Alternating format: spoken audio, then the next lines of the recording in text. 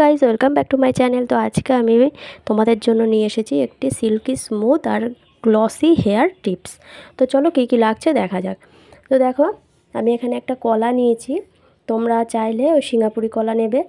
আর ভাত নিয়েছি, টক দই নিয়েছি, আর মধু আর একটা অ্যালোভেরা। তো আমার কাছে কাঁঠালি কলা ছিল বলে আমি ওটাই নিয়েছি।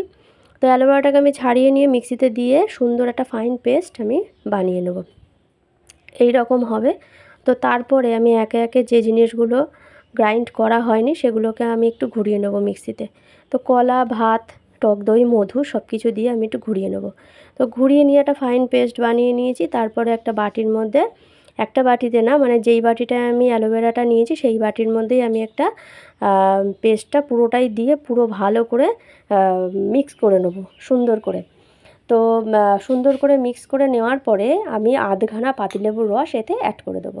দিয়ে তারপরে আরেকটু সুন্দর করে মিশিয়ে নেব। মিশিয়ে নিয়ে পরিষ্কার স্ক্যাল্পে এরকম সিথি কেটে কেটে পুরো সুন্দর করে লাগিয়ে 1.5 ঘন্টা কি 1 ঘন্টা তোমরা রাখবে।